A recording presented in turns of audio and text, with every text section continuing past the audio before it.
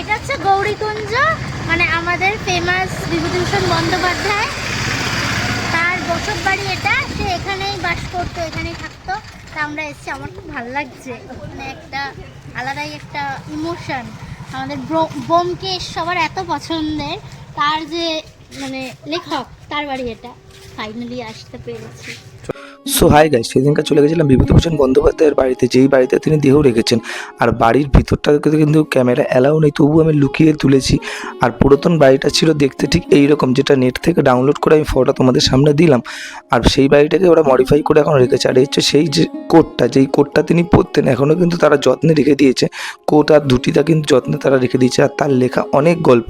আর বিভূতিভূষণ বন্দ্যোপাধ্যায়ের কোন গল্পটা তোমাদের ভালো লাগে সেটা কিন্তু অবশ্যই কমেন্ট করো।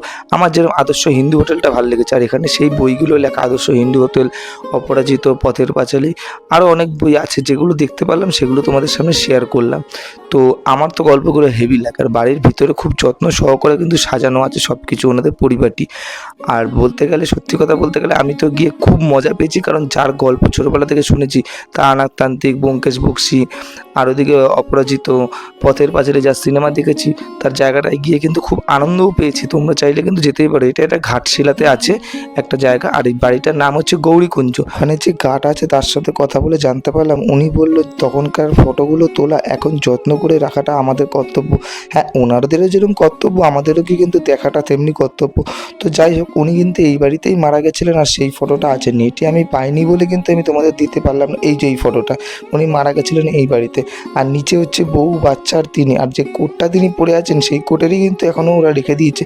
আমি ফটোটা দিয়েছি, ভিডিওটা ফার্স্টে একটু দেখে নিও, তাহলে বুঝতে পারবে। আর যাই হোক, এখানে কিন্তু তার ছেলের বউ, আরও অন্যান্যরা বলেছিল, ভুলে গেছি নাম। আর এটা হচ্ছে বাড়ির বাইরের সিনটা। তো যাই হোক, ভিডিওটা তোমাদের কেমন লাগলো তোমরা কিন্তু অবশ্যই কমেন্ট করো। আর বিভূতিভূষণ বন্দ্যোপাধ্যায়ের কোন স্টোরিটা তোমাদের বেশি ভালো লাগে সেটা কিন্তু বলতে ভুলো না। আর যারা যারা দেখোনি তারা গিয়ে দেখে আসো। আর ভিডিওটা তোমাদের কেমন লাগলো অবশ্যই কিন্তু জানিও, তোমাদের জন্যই কিন্তু এত সুন্দর করে তোলা আমাদের।